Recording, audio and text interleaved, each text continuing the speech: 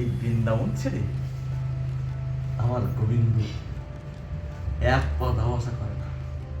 এই যে রূপগোস্বীবাদ লঘু ভাগবতামৃত গ্রন্থ বলছেন, কৃষ্ণ অন্য যদুসম্মুত যোগ পূর্ণ সহস্রত বড় বৃন্দাবনং পরিত্যাজ্য ক্বচিৎ নৈব গচ্ছতি। নিরন্তর তিনি বৃন্দাবনে অবস্থান।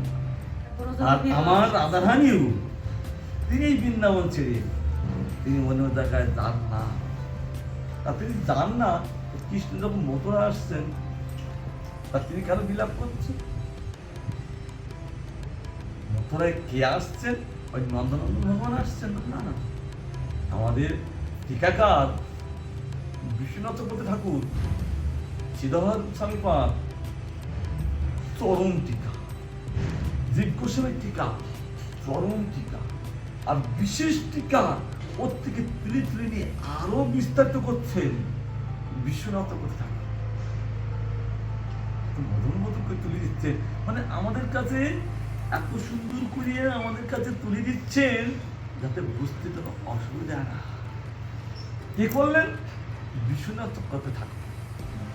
তিনি এত সহজ করে আমাদের কাছে তিনি আমাদের তুলে তুলে দিচ্ছেন। তাই এই যে এই ভক্ত বৎসল বলার জন্য এতগুলো কথা শুনে কারণ তিনি দুটো বিশেষণ যোগ দিলেন কেন? ওই গৌরী হরি, তাই না? ওই ওই হরি গৌর হয়েছে, গৌর হরি, অর্থাৎ অন্য কেউ না। এই জন্য মহাপ্রভু যখন সন্ন্যাস দিয়ে চলে গেলেন,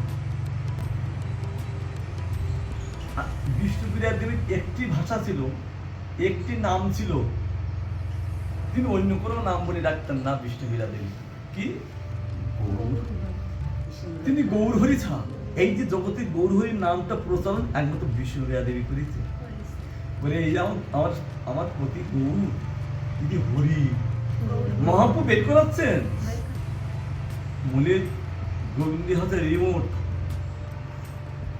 অনন্ত কোটি জীবের ওই রিমোটটা হলো গোবিন্দের হাতে। কটা? কত জীব? অনন্ত কোটি ব্রহ্মাণ্ডে অনন্ত কোটি জীব সৃষ্টিকারী, আর অনন্ত কোটি জীবের যে রিমোট গুলো, একটাই রিমোট কিন্তু, বেশি না। ওই রিমোট হলো গোবিন্দের হাতে। যখন যে জীবকে নাচাবার ইচ্ছা করেন পট করে তাকে নাচান, যে জীবকে তার পাদপদ্মের সেবা দিতে চাবেন তাকে সেইভাবে ভগবান রিমোট টেপে দেন, আর সেই ব্যক্তি গোবিন্দের সেবা করে জীব থাকবেন গোবিন্দের মুখের দিচ্ছি। কারণ কখনোই করুণা বাড়ি উপস্থিত হবেন।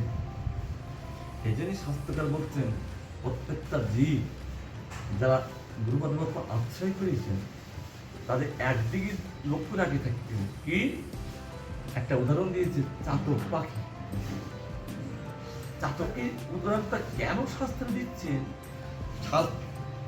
চাতক পাখি হলো তিনি বৃষ্টির জল ছাড়া অন্য কিছু পাওয়ার ইচ্ছা করেন না। এই জগতে নদী, নালা, পুকুর, সমুদ্র কিন্তু আছে, কিন্তু ওই জল তার মিশা না। যখন পর্যন্ত ওই বৃষ্টির জল না পাবেন তখন তিনি এই জগতে কোনো জল গ্রহণ করবেন না। কেন? আমাদের ভাষা কথা বলতে হবে না, ভিতরে ঢুকতে হবে। ভিতরে কি আছে আমার? সমুদ্রের মধ্যে হীরা, মুক্ত, মাণিক্য সব আছে। সেই বস্তু আমাদের তোলা। যারা ভজন সুন্দরভাবে করছেন তারাই ওই বস্তু তুলতে পারে।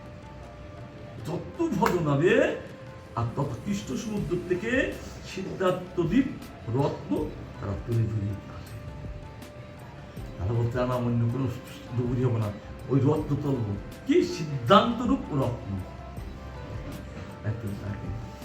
তাই দেখছেন সমস্ত দ্বীপকে রিমোটে কন্ট্রোল করছেন গোবিন্দ।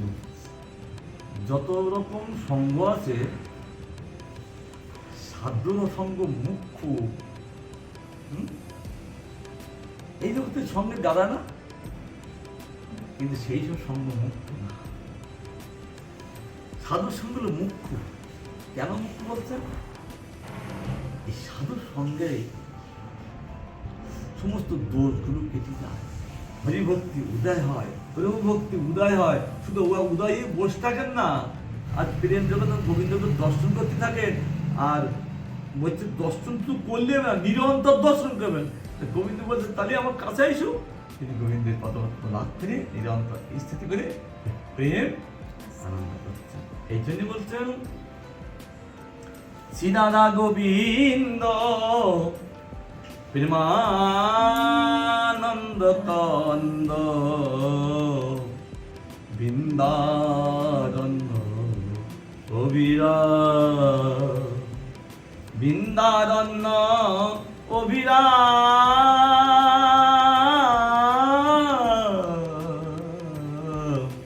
বৃন্দারণ্য অবিরা। এই বৃন্দাবনে আমার শ্রীদাদা বন্ধু কি করছেন? তারা প্রেম করে চলেছে। আর প্রেমের উৎস কি? তারা লীলা করে চলেছেন। আর যতই লীলা করে চলেছেন, আর লীলা থেকে প্রেম উঠছে, আনন্দ উঠছেন। আর তাদের পদবত হলো আনন্দের খনি। খনি এই জগতে বহু খনি আছে না, তেলের খনি, ডিজেলের খনি, কয়লার খনি, রূপোর খনি, সোনার খনি, গ্যাসের খনি, কত খনি আছে। কিন্তু সেই সব খনির থেকে তুলতে তুলতে তুলতে একদিন না একদিন আর কিছু থাকে না, অর্থাৎ খনিটা বন্ধ হয়ে যায়। আর আমার রাধা গোবিন্দের পদপদ্ম খনি নিরন্তর তার থেকে আনন্দ উঠছেন। আর আনন্দ উঠছেন বলে এই অনন্ত কোটি ব্রহ্মাণ্ডে আনন্দ সব দৃষ্টিকোণ চলছেন। কারণ ভগবান বলছেন আমি জীবকে সৃষ্টি করেছি, কিন্তু এদের তো বাঁচিয়ে রাখতে না। সঙ্গে সঙ্গে কি হবে যদি আনন্দ না থাকে? এই যে আমরা আনন্দ পাচ্ছি, হাসছি, আনন্দে হাসি আসে। আর দুঃখ হলে শোক আসে, আর শোক হলে টেনশন আসে। আর টেনশন এলে কি হয়?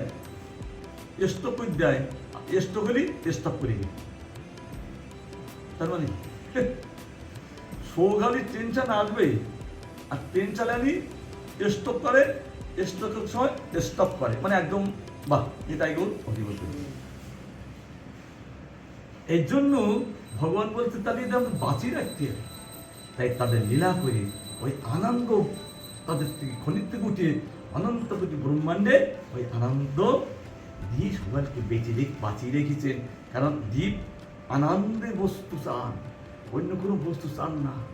ও পয়সার মধ্যে আনন্দ, ও স্বামী স্ত্রীর মধ্যে আনন্দ, পিতামাতার মধ্যে আনন্দ, ও সংসারের মধ্যে যে আনন্দটা জীব যে করছে, বলি কোথার থেকে আসছে? সেই গোবিন্দের কাছ থেকে। কিন্তু যারা একটু হরিভক্তি লাভ করেছে, তারা দেখছেন এই আনন্দটা কোথার থেকে আসছে? গোবিন্দের থেকে আসছে। তাই তারা ওই আনন্দ সংসারে না লাগিয়ে যে আনন্দ যেখান থেকে আসছে সেই আনন্দ দিয়ে আবার গোবিন্দে আনন্দ করে প্রভু সেবা করতে থাকেন, আর সেই ধন্যতে ধন্য হয়। আর যারা ওই সংসারে লাগাতে চান, কিন্তু সংসার লাগিয়ে দেবো অশান্তি যায় না। কেন? ওই আনন্দ তো সংসারে লাগাবার বস্তু না। ওই আনন্দ তো সংসারে লাগাবার বস্তু না, তো গোবিন্দের থেকে আসছে, গোবিন্দের সেবা করা বস্তু। তাই জীব ভুল বসে ওই নিজের কাজে লাগাতে যায়, তাই না? যত যে কর্মচারী মালিকের সঙ্গে থাকে, থাকতে থাকতে মালিকের পয়সা নিয়ে ও নিজে আমার বলি থাকে, কিন্তু তাতে কি আছে? ও সুখ পায়, ধরা পড়ে, জেল হয়, এবার তার সেখান থেকে তার ক্যান্সেল করে দেয়। রাধা গোবিন্দ দেব কি। চ্যানেলটি সাবস্ক্রাইব করে আমাদের সাথেই থাকুন।